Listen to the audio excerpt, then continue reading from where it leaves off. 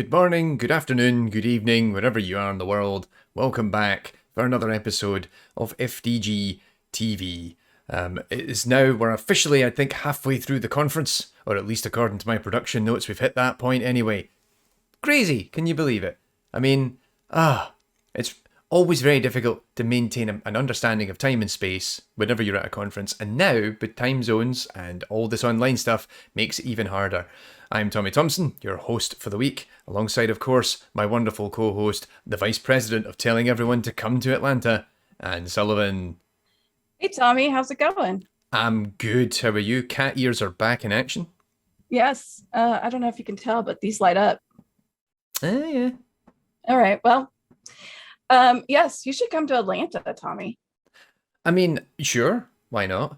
I mean, there's a whole bunch of other in principle, in theory, I'm totally up for the idea. You know, it's like get on a plane, head on over. There's forms and Yeah, there's minor absolutely, public health crises. yeah, and no difference whatsoever in the actual environment or weather. I mean, what is the weather like actually right now in Georgia? Actually, it's quite nice. I don't know what it is in Celsius, Well, what is it in but Fahrenheit? it's about 82. 82, so it's probably about 25. Okay. Well, speaking of having nice days, That is a nice day. it is a nice day. Uh, Welcome back to FDG, everyone. We are actually halfway through the conference, if you can believe it. It is Wednesday, according to my computer. Not that I ever actually know what time it is or what day it is. Um, so today, let's see, we had a keynote from Katja Hoffman of Microsoft Research. That was this morning. And the start of several tracks, including game dev methods and technologies, game analytics and visualization, and game criticism and analysis, which I believe we're going to be talking about real soon. Yep, we've got a couple of guests coming in talking about papers related to those tracks, and we've got another wonderful show from our own lovely Mike Cook. So I think, nicely to sum it up, I think today's episode is politics, suspicion, questing, and English gardens. The best. They make TV shows about those. So I've heard. Apparently people really watch them. Speaking as someone who has an English garden and doesn't watch these TV shows, it's overrated. No, it really isn't. Right. And also we're going to be showing pictures of food later, I believe. Oh yes, indeed. That was your photo challenge of the day. It is our photo challenge. Of course, our. But you take kind of operational responsibility for that. So, and then I just make sure it all appears on the thing. So there you go. Key thing, of course, given that we're halfway through the week, this is usually when our energy levels at conferences begin to drop. So we've got our appropriate mid-conference tips. Make sure to balance the fluids. So, we got coffee and water, not just maximum coffee, which particularly if it gets hot, wherever you are in the world. Apparently it's 99 Fahrenheit over in Malta because our producer wants to show off. No, I'm not sure that's showing off. No, it's not. That's not good. That's not good. Try to be active in between paper sessions if you can. Go for a walk. Even listen to some of the sessions on the move if you can, because yesterday our keynote was an audio keynote, of course. Right. So you could go out and listen to it. Yes. Do some multitasking. Putting your feet on the street. Yes. And I know there's all this after hour socializing. Oh, yes, of course. Definitely happening on Discord. So, try to get some sleep, especially with those time zones. Yes. I mean, interestingly, I actually miss the back half of the conference every day. And then I wake up in the morning to catch up with the back half of the conference that I missed because I've got old. And subsequently, I try to stick to a very fixed sleeping schedule. Also, we've got the demos today, I believe, as well. Yes, and they put up a link in Discord for voting on them. So make sure you check that out. Absolutely.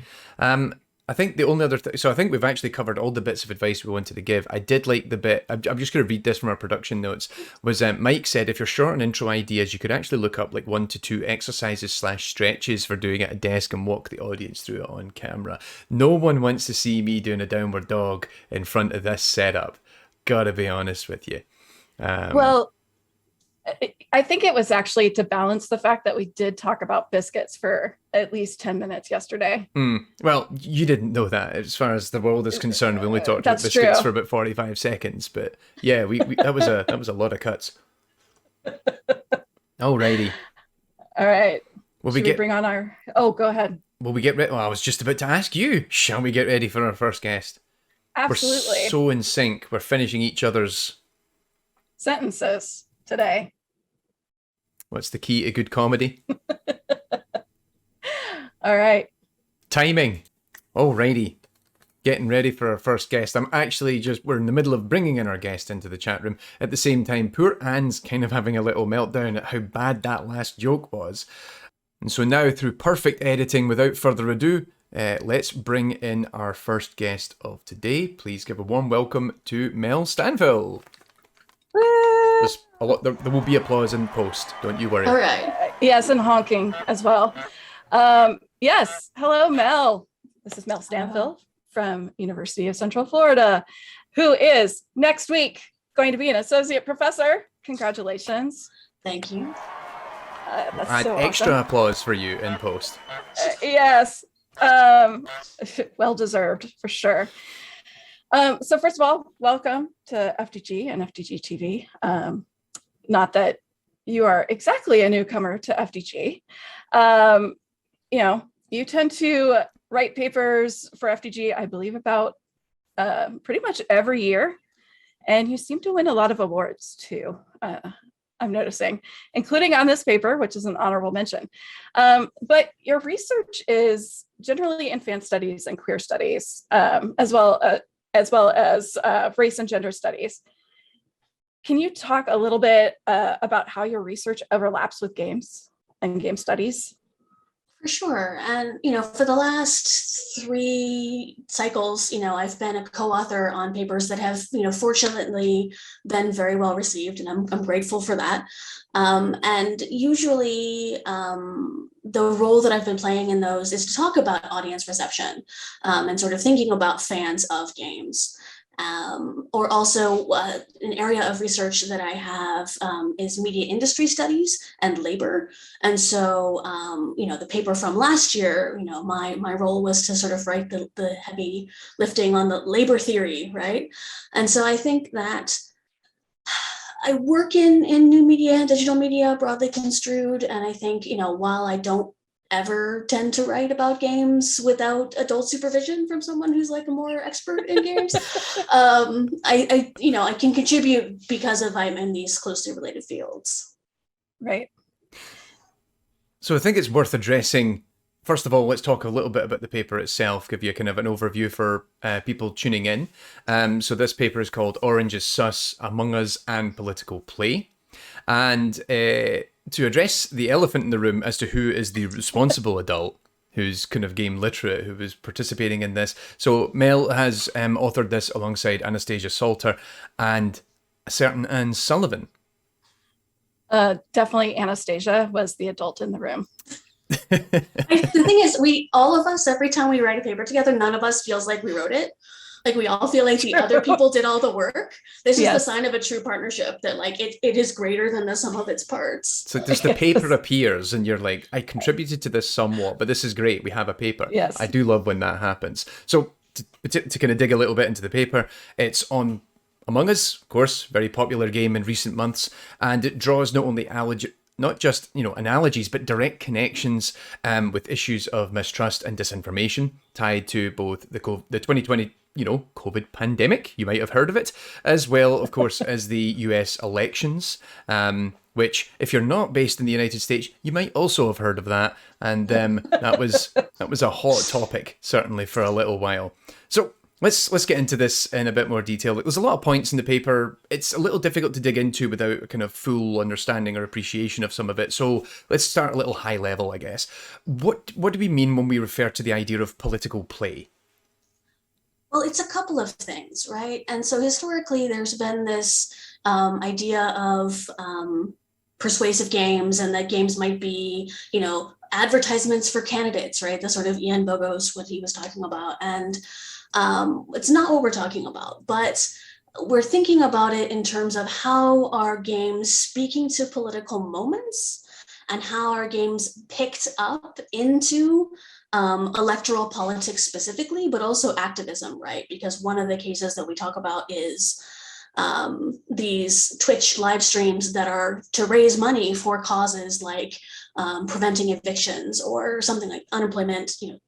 I can't even remember, but there were a whole bunch of them where people were doing these sort of charity-based political engagements that were not electoral, but that were using games as a way to engage people at scale. So it is, first of all, I have to mention, it is kind of weird to interview your own co-author. So tell me about this paper. But one thing I did want to ask about, so FDG this year is playing Among Us play sessions. That's actually happening as we tape this, so every day around noon. And of course, it was played all the time during COVID. That's what the paper is kind of about. But do you think, besides the analogies that are in the paper, is there something about isolation that games like Among Us can help us overcome? I mean, I think anything that's going to be an online multiplayer that is not super intensive, right? So this is not, I'm trying to think of, I'm not an expert in these like first person shooters, so I want to say Halo, but I know that's not a thing anymore. So like something like that, where you have to like there's a high level of skill that's involved, and you can't just sort of casually play it. Not that I want to invoke the specter of the casual game, but like something you can sort of do like you might drink beer, like you might drink coffee, where it's something that you're doing, but the focus is on the people. And I think that there have also been, there have been party games that are online games, like Jackbox games or House Party, I think it's called, that are, things that are designed to serve this purpose, have also experienced a lot of use in the pandemic because they're serving this particular need that's not getting met other ways. Yes, I feel like I have been playing a lot more Jackbox games in my life than I certainly ever did before the pandemic. It's interesting. I think my social game has been Sea of Thieves over the last 18 months because we found it's a really good game where there's an element of skill involved and an element of coordination, but you can also have a lot of larger long form conversations during, because a lot of the time to complete quests is often quite long. And so it is giving you this kind of nice space to operate within, and then occasionally, oh God, there's a Kraken. And you have to kind of react to that accordingly. So thinking about, particularly the onus on this paper is really about Among Us and the kind of political aspect of it in conjunction with the US elections, that games have often been political, often asserting some sort of, they're a political position of its creator, or it actually makes a particular political stance more publicly. But now we've got politicians using games, whether it's the likes of, Ocasio-Cortez streaming Among Us, or you had Joe Biden with his Animal Crossing garden. Is there a different dynamic here as a result? So one of the things that people have said was that 2008 was the first social media election, right? And I think that 2020 was the first video game election, right? The first one where this is a newly and intensively important platform, right? For interacting with voters, producing content, the sort of infamous relatable question of how can politicians seem like regular people and create that sort of intimacy with voters or potential voters. And so I think that the use of games as campaign tactics, both in terms of have an Animal Crossing island, have various swag, or to do a stream, and play live and interact with people and let people watch you interacting with people, I think it's a new position that games are occupying in sort of political campaigns. Yeah, and you mentioned streaming.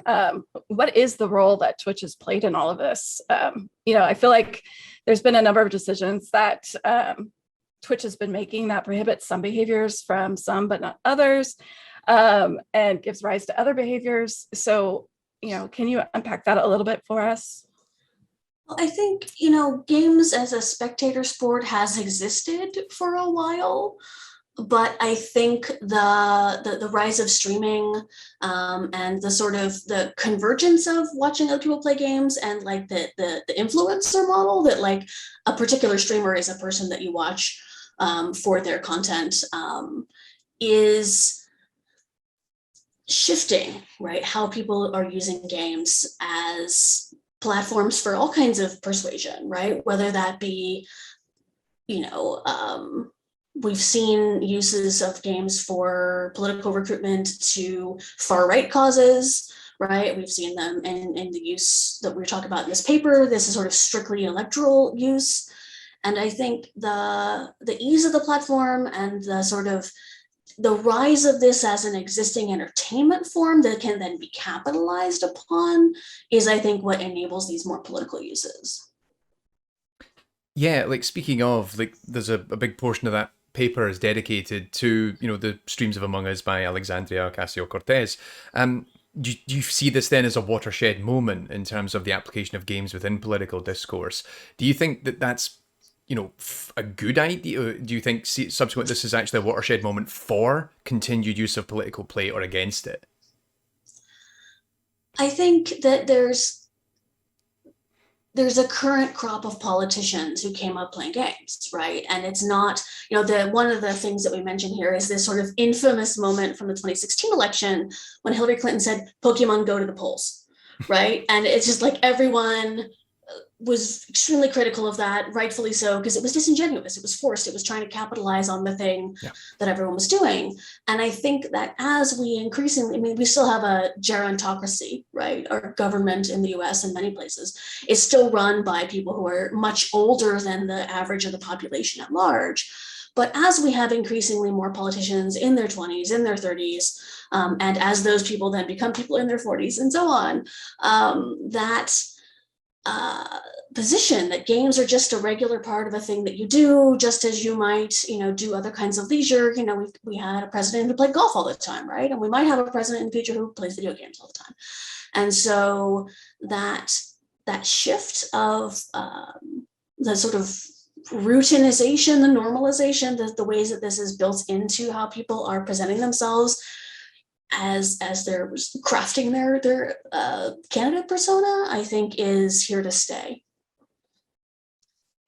So it's such an interesting point. Of course, this is not going to surprise anybody who has seen previous FDG-TVs, but I follow, of course, the animals that are in the White House. But it's interesting to think about, like, the fact that we will have politicians who play games, and that's going to be part of, just who they are. I'm looking forward to that. So I'm laughing at this question, but I'll ask it anyway. What's next for you, Mel? Are you thinking of more games and their political connections, or are you moving in a different direction? Please feel free to be completely honest. It's okay. My next work on games will be whatever you and Anastasia are like, what's really interesting in like November when we're like, oh, we got to write an FDG. What are we write about? But I think I'm doing work on reactionary fan cultures and the sort of the use of media as a way of sort of right-wing recruitment or far right specifically. And so there are places that it touches things like that gate that we don't name in text, but we can maybe say out loud. And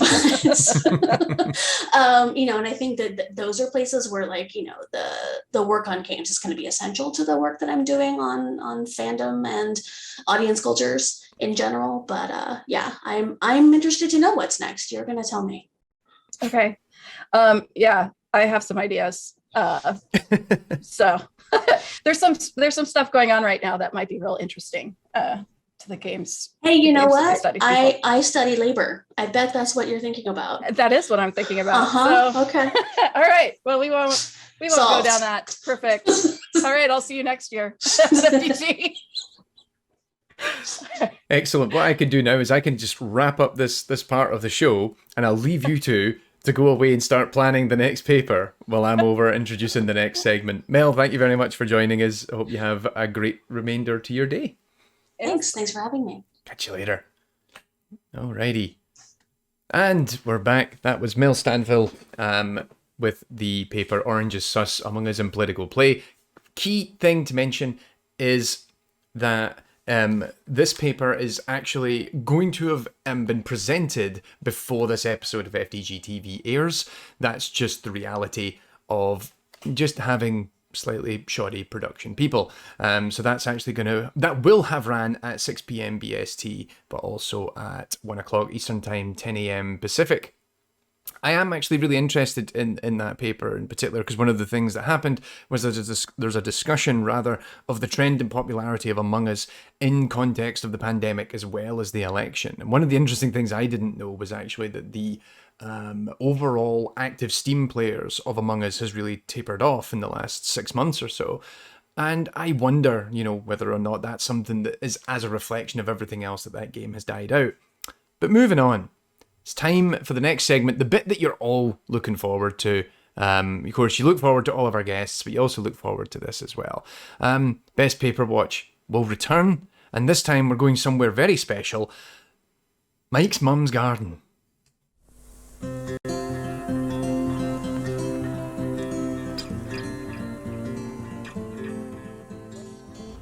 Hello, and welcome back to another episode of Best Paper Watch. My name's Mike Cook, and in today's episode, we're going to be looking for best papers somewhere a little bit different. We get thousands of viewer letters every year through the many series of FDG-TV that we've run, and by far the most common question that we get is, we've done this show in so many exotic locations, on Zoom calls.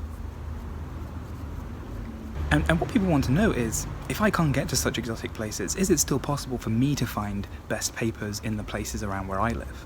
So in this episode, I'm going to show you how to track down best papers in your own backyard. Now, a lot of people don't know this, but just like many of their authors, a lot of best papers really like dark, cold, and hidden areas to hide away in. So one of the best places that you can look is actually sort of at the back of these kind of flowering borders. Let's go take a look. Get right around the back of these daisies, I think. Yep, do you see that there?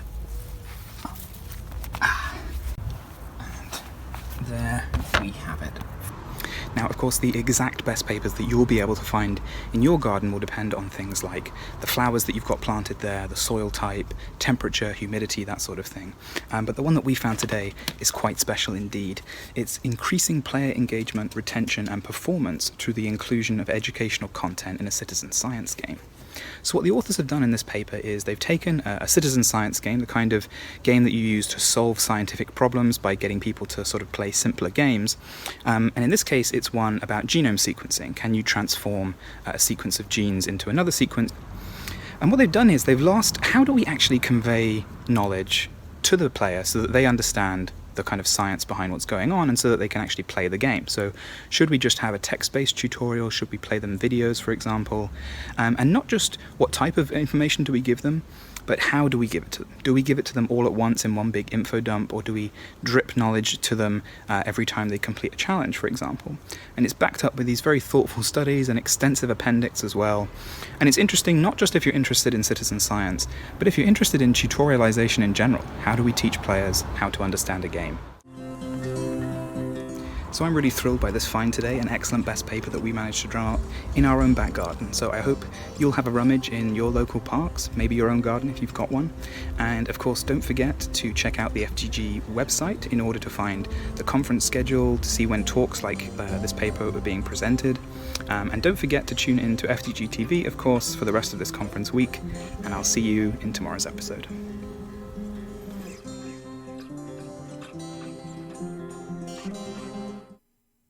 Thank you once again, Mike. Another stellar episode of Best Paper Watch. Also, I'd like to give a special shout out to Mike's mum, who agreed to waive the fee for recording in our garden, which is really important because we just didn't have the budget for it. We'd really stretched at this point. But, we bought ourselves a bunch of nice toys. We, nice, look at Anne's setup. It's looking great. New headset, new ears. Headset. Good, You saw the photo during the photo challenge. The only thing we had left was a bus fare for Mike to get him. Get back to his mom's house. But anyhow, yes, we have somebody here with us. Please welcome Kristen Yu. Hi, Kristen. Hi. There's going to be applause is always added in post. Yes. So I have heard that this is your first FDG. So is that true? Yes, it is true. It is a little unfortunate that's the virtual one, but I am making it work. Excellent. Well, welcome to FDG. Welcome to FDG-TV. How are you feeling about FDG so far? Now I've put you on the spot. No, it's been really cool. I like the format that this virtual conference is taken. I know there's so many ways you can do it, and I'm finding the way that you guys have set it up here to be pretty easy for me to navigate. Excellent. So just real quick, I wanted to give a summary of your paper for our audience. So your paper reviews specifications of quests that other people have done in the past, including more looser specifications, and then your own work at Interactive Narrative Technologies to create a more technical specification so that everybody could be on the same page with the definition. And then in this work, you take that definition and you apply it to different quests in different games. And based on that, you're revising your technical specification. So it's a very interesting paper. People who have been at FDG for a decade know that I actually started out in quest generation work. So I was like, yes, quests. So that was very exciting. I believe Tommy has a question. I do. So, okay. So yeah, as Anne states, that you take this, you work on maturing the specification and apply it to 3 specific games, which were, for the benefit of the audience who haven't read the paper yet, Portal 2, Monster Hunter World, and Rocket League. Which I thought that's really interesting, not just because of the fact that I've played far too much Monster Hunter World in the last sort of 12 months, but because they're also very disparate games. And even the way in which the notion of a quest emerges within those games is quite unique, especially when you consider the likes of Rocket League versus, say, Portal. Why those 3 games versus, say, more kind of traditional RPGs a la, say, Elder Scrolls Skyrim? So part of my work is to create a general quest definition. So I want the quest definition to be applicable to as many games, genres, whatever, as possible. I know that it's impractical to say it will catch everything forever because game developers are always coming up with crazy new things. But I do think it's reasonable to try and cast as wide a net as possible. I actually evaluated some other games that did not quite make it into the paper due to space.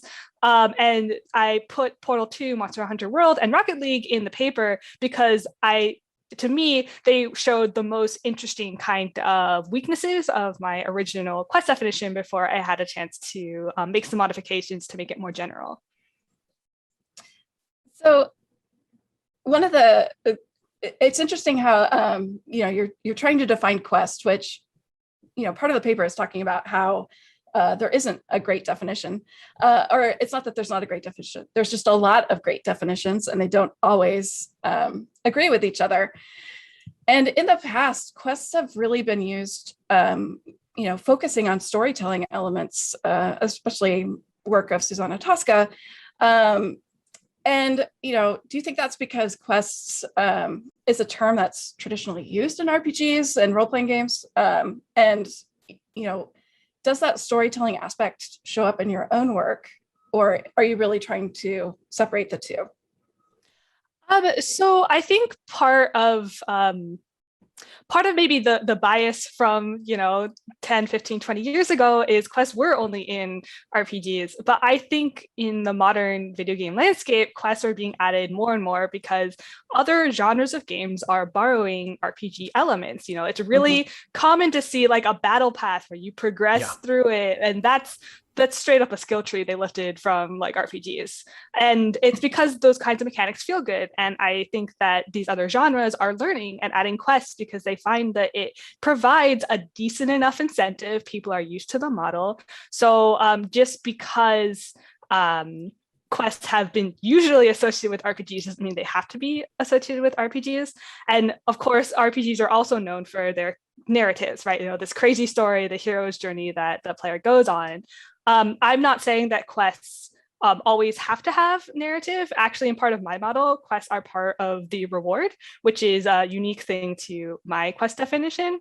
So it allows for there to be space where you have a case like Rocket League, where the quests are your little like challenges that you fill out in your Rocket Pass, I believe it's called. So they don't really have a narrative skin to them. They're just like, can you do these mechanical challenges? But because it's a reward, it doesn't have to be there. So it can also accommodate, the Mass Effects, Dragon Ages, the Witcher 3s, so it's nice to have that flexibility where if you have a definition that says it has to have storytelling elements, I worry that you lose some modern games like such as Rocket League and the way that they are using quests in their games. Like I was thinking a lot about battle passes and kind of online play while reading the paper, and particularly because I don't play a lot of Rocket League, but actually Dead by Daylight is one of the games that I play a lot, which has a similar kind of battle pass element. One of the interesting things is you end up creating your own narratives as a result of you take on this particular quest and then you modify how you play the game in order to complete the actual main quest of a multiplayer match while addressing specific things. And then, I think that's a really interesting dynamic that's worth exploring.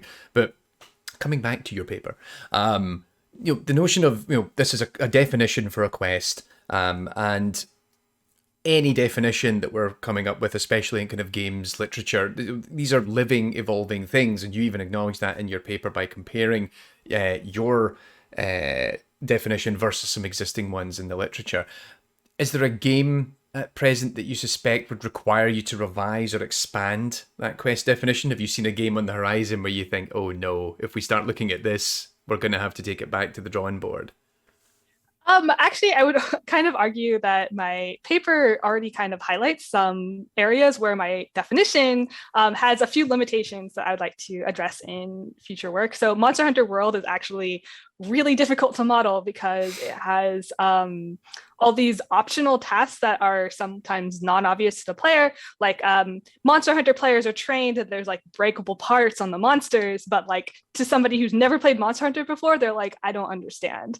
But that's like a really key component to playing Monster Hunter games and getting the better loot and being a better player. So like being able to express that kind of optionality is difficult, and I have not been able to figure it out yet. So, talking about the definition of a quest, it's interesting because once it started to become a little more generalized, it almost starts feeling like, tasks along a path in a game. And so then like, where does the difference between the, core gameplay loop and a quest, like where do you draw that line? When you look at Rocket League, the achievement as a quest, you start looking at achievements and that can also be a quest, but then there are achievements. Like, where does that line fall? Yeah, I think one of the things that is kind of interesting is that line falls in different places for different people. I'm going to be at AID this year, and I interviewed a bunch of game developers and asked them what they think about quests. So as a little preview of that, what I learned is they all say different things. So they all say, oh, the line is here for me, the line is here in another place. And I think that's definitely true. I mean, even among academics, so you're saying achievements, are those really a quest? And I mean, I think I would argue that they are a quest because it's the game or the platform telling you to do something versus some kinds of other things that are more self-motivating or more intrinsic to actually playing a game. Going back to your question about the actual core game loop, I think it kind of depends on how you are understanding the core game loop and what the player is actually doing in the genre of the game. So if you think of like the original Super Mario Bros, I would actually say like, level 1-1, that is a quest, because that's the game saying, here, jump over this little valley, otherwise you die, jump on the Goomba, otherwise you die. And so those are all presented to you in maybe non-traditional quest-like ways, but it's still the game saying, hey, get to the end, right? Versus like quests, which are actually usually, they are part of the core gameplay loop, right? Like if you're an RPG, the quest is the gameplay loop. So it's kind of like how you view what the game is telling the player to do based on the genre. That kind of makes sense? Yeah. And also, when I was doing a lot of the quest generation work, one of my close colleagues was doing level generation work, and we were constantly noticing how many overlaps there were. So it's interesting you bring that up. So we're going to wrap this up in a moment, but I had one last question we thought we'd throw you. Do you have a favorite quest from a game?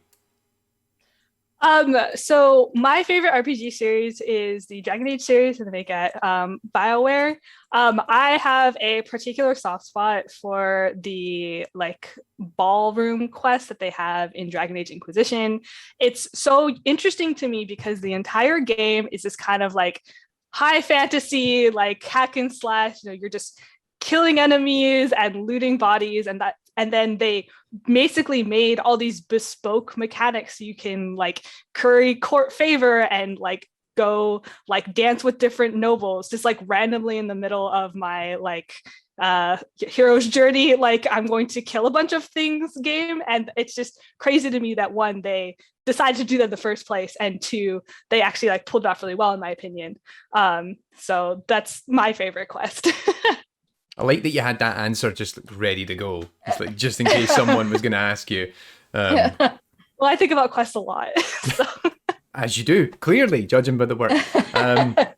Kristen, it's been lovely to have you come and chat with us. Thanks very much once again. And I hope you continue to enjoy your FDG experience. Absolutely. I said that thank you in for having me inverted on. commas. But yes, thank you very much. We'll see you soon. Alrighty, there we go, everyone. That was Kristen Yu. And a quick reminder of the paper. This is towards disambiguating quests as a technical term, which is by Kristen, Nathan Stewart-Vunt, and Matthew Gusdile. And that is being presented on Thursday at 3 p.m. Eastern, 12 p.m. Pacific, and 8 p.m. BST, which is British summertime. It's the first talk in that particular track that it is on, but my wonderful top team didn't tell me which track that was. Not blaming you or anything. Hello. I'm just cracking up. I'm sure I'm gonna guess it's in the game AI track. It's in the game AI track, yes. Yes. Our top production team just rather aggressively pointed that out over on the Discord. We get our information with a side of SAS, or we get our SAS with a side of information, really. But yeah, I think that's probably more accurate. No, those are both really interesting papers. Absolutely. Like I said, I've played a lot of Monster Hunter in the last year or so, so that immediately caught my attention. All right, so we've almost reached the end of today. Not today, as in the concept of time, but just this episode of FDG-TV. You're really responding to my bad jokes a little bit more than I was expecting today. Sorry. You're just like, it's too early for this crap. I've had a little more sugar today than I did yesterday. So right. Because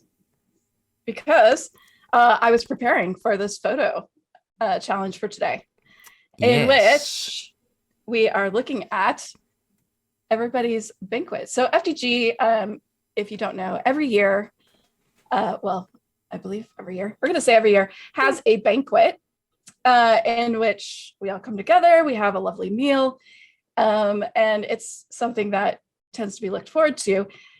But of course, this year, as we are virtual, we've decided to have a virtual banquet by having everybody share their photos of food, drink, and place settings. Alrighty, so here we go. Okay. So this is our first image that we've received. I believe this was from Anastasia Salter. Yes, it is. It's a donut. I believe so. Yes. And I'm already realizing I should have brought a snack for this because I'm already hungry. You know, we looked at these photos in advance and it didn't faze me at all. And now I'm looking Now, at this I'm like, oh, because we've been recording for like 40 minutes and now I'm like, Yes. oh man, I'm hungry. I should have got that snack. Anyway, All right. next What up, else we got? what have we got? Oh, this is yours, I believe. Right. Yes. This is Thanksgiving dinner during the pandemic. I had to go back pretty far to get pictures of food. When was the last time you took a photo of your dinner? Thanksgiving during the Clearly. pandemic. And that is, of course, Kaylee joining us for dinner. Just going in to get first dibs. Yeah, That's what it as one is. does. My cats are very well trained to stay off furniture. So it's a burger. Now, Yes. this is, I believe, from our top producer, Antonius. Yes. Because Antonius has a ritual when we do. So, you know, FDG TV is happening right now. Some of you might have tuned in to a markedly similar program at the AI and Games Summer School that ran a few weeks ago. Very similar format. There's another Scottish guy that voices that one. Are you gonna just put like a little plug warning in post prep? Oh, I'm just going to have like the image of the thing just like completely flash by as I'm saying this. But yeah, so like Antonius has a sort of this kind of predetermined thing that at the end of the day, he goes out, he gets a burger. That's his dinner. I don't know if he actually only ever eats burgers because I realise the only time I ever hear him talking about his dinner is when we do this. You know, burgers. It's not healthy, man. He's getting old. He's got to look after himself, which is why Goodness. he provided this as well, which is the most depressing looking plastic tub No judgment. of broccoli out there. Actually, that looks really tasty. I'm not a fan of broccoli, so Well, okay, this then. looks like hell. So this Looks like next hell. image, it is the best, apparently, says our Yes. producer. I'm not sure if he's talking about the broccoli or the burger or this He's image. talking about the broccoli. So this is Um, Christoph Salga, I believe? Yes, this is his place setting for a very fancy meal. Or I don't know, maybe this is for breakfast. If I recall correctly, it's not his. He went back home to his family in Germany. I see. And his mother, I believe, runs a store selling a lot of the items that you can see here. Ah, okay. So it wasn't well. just he decided to slap all this together for a cheese toasty or whatever he was eating at lunchtime. Okay, well, next FDG that happens there where we have our banquet setting. Indeed. Oh man, now I'm really getting hungry. Got to have that sriracha in there. Mm-hmm. Excellent. That's from Emily Helena. Let's see. Next up. Oh, we actually had this was an indication of live viewing as it's happening. With their banquet, you could see it on their table. I can't see that from here because this is very small on my screen. What are you eating? There's totally a bag of chips and it looks like maybe a sandwich. I can't really tell Okay, either. cool. I can't see it from and this definitely distance. a drink. Yes. There we go. Well, I hope they're enjoying themselves and that they have backup chips because they're probably going to need them. It's a long day.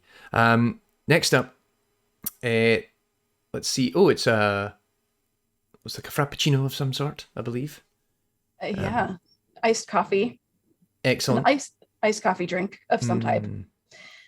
I do. Good thing to have. I do miss going out for a nice coffee. As someone who's generally avoided going anywhere where other people are for the last 18 months. I've been into one coffee shop in the last year.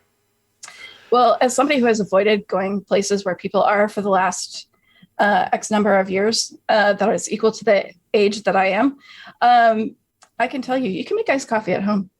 Yeah, but I just really like the idea of someone giving me food that I didn't have to make myself. Moving on. Anyway. Henrik decided to just send us a can of Coke. It's caffeine free. It's caffeine free. Yes, today's FDG TV brought to you by Coca-Cola. Again, Atlanta, home of Coca-Cola. Is it?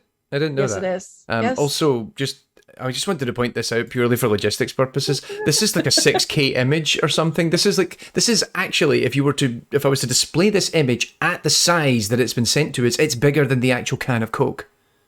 It's probably the billboard. I mean, redonkulous. Okay, moving on. Judith sent in their coffee setup. Now that's pro. that is pro. And also major props for the FDG 2021 sign, logo. Like their scales. Like they're weighing the beans. Oh, man. Massive respect. Love that. Yes. Kutab Gandhi sent in Purple broccoli and purple potatoes, I believe. It That is so pretty. is. I'm excited about the potatoes, I have to say. I actually, I like the broccoli. So Yeah, I know. And I realize, I'm not the winner here. all right. This is Henrik and Laura Levy, I believe. I like how I Yes. don't say Henrik's last name. Yes, that I recognize that. That is in the Decatur Square, I believe, which is also in Atlanta. Come to Atlanta, we have delicious ice cream.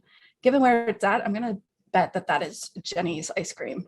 Oh, you even know exactly which one it is. That's Yes.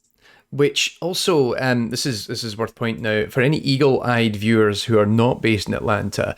That is the town square in Tulsa, Oklahoma, in the Watchmen TV show. You can tell by the lamps in the background. Yes. Yes. Because remember, like pretty much anything comic book related is filmed in Atlanta. Pretty much anything filmed these days is filmed in Atlanta. We were discussing this offline, actually. Pretty much everything Yes. is filmed in Atlanta or in the just northwest of London, which is about 20 minutes drive from my house. Like half the Avengers movies are pretty much filmed in Atlanta or just up the road from me. Yeah. I'm touching the wrong button. Here we go. Ooh, oven. Ooh. Let's blow that up. Yes. Oh, that looks good too. That's I'm from not sure. Mads Johansson. Okay. Nice casserole style dish there. Oh, it's reheated lasagna, according to our crack. No, just according to our crack production team. I like it. Just call it the crack. It I sounds picked great. crack. Oh, yay. Matthias Steinbach sent this in, which is just a wonderful collection of snacks. Yes. Oh, the chocolate biscuits. Oh, they look Oh, good. yeah, there you go. Hey, And- do you want to list off all the biscuits again? Nope, we're going to move on. We're going to keep going. Okay. And then the last one, which this was from Travis. Yeah. So this one actually created a bit of discussion with our production team, but I'm pro this pizza. So it's a pickle pizza. Yeah, and it looks like it has ranch, maybe like a dill-based sauce on top. Pizza positive, our production team says. That's not. I'm not all about this. I have to be I would honest. try it. I'd try it. I don't think I could. I mean, I respect everyone's right to have pizza however they want. No pickles, no broccoli. No wonder why you don't have snack food in your house. I have a thing against specifically green vegetables. Green pepper, hate it. Red pepper, that's fine. I think it's. Those are the okay. Anyway, I know, and then the best bit is I'm colorblind. oh, that's right. Amazing. All right. So that's us. I think we're wrapping up now for this episode of FDG TV because we somehow managed to spend more time looking at the photos than we did actually talking to our guests. We are so hungry. Yes, markedly unprofessional, and my stomach is rumbling. Usually I'm fine during recording, but now I'm like, ooh. Right. So tomorrow, what have we got on, and what's happening at FDG? Tomorrow at FDG, we have a keynote from Mark Billinghurst, who is from the University of Auckland. We have a panel Playful Pandemic Pedagogy Online. Say that 3 times fast. The Bad, the Ugly, and the Actually Quite Good. So that sounds really fun. And then, of course, more games and demos. And also more talks, I assume. I mean, yeah, It's not- Yeah, it's kind of a given, I guess. yeah. Is it a conference without talks? Oh, yes, Kristen's talk will, of course, be tomorrow because we just highlighted it. Mel's talk will not. Because That's it'll have okay. already happened by the time this airs. Yes, that's fine. That's fine. It's fine. Plus, tomorrow at FDG-TV, we'll be interviewing first Josephine Baird and Sabine Herrer on reflections on designing politically engaged, social justice-oriented games. So that sounds I'm super excited about that. sounds cool. And then we'll also be chatting with Kirk Lumblade on historical simulation games and their achievement systems. So Awesome. Yeah. again, I think, hats off to our top production team for sourcing out these wonderful guests. Plus, it is the series finale of Best Paperwatch 2021. Someone will fly and someone will die. Actually, neither of those things are going to happen. Like, Mike's just going to talk about some more best papers.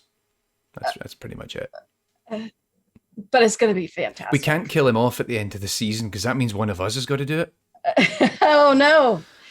Well, we can pretend kill him off and then bring him back. Oh, that's really cheap. Oh, also, we have our photo challenge for tomorrow. What is our photo challenge for tomorrow? Our photo challenge for tomorrow. We are the foundations of digital games. And one of the things that I love the most about FDG is that we usually have game nights. And so our photo challenge is games. Show us pictures of, the games you're playing, the games you have played. These could be screenshots or tabletop games. We want to see it. Excellent. So be sure to get them into us over on the Discord server. And Yes. one of the top team will scoop them all up so we can chat through them. Yes, get them posted by 11 a.m. Eastern Daylight Time tomorrow. Excellent. I think I might actually contribute to this because I just have something to show which is just stupid. But yeah, We always appreciate your stupid contributions, Tommy. I mean, if you need stupidity, I'm your man. We know where to go. You know where to go. All right. Well, on that note, thank you very much, Anne, for coming in and harassing me for the last 53 minutes and change. Thank you, Tommy, for Always letting a pleasure. me harass you for the last 53 minutes and change. And thank you to all of you for coming in to listen to Anne harass me for the last 54 minutes and also to listening to our wonderful guests. You take care of yourselves and we'll see you in the next episode of FDG TV. Should be around 24 hours after you watch this one. All right. Ha! Have a good one. Don't forget to stretch. Stretch.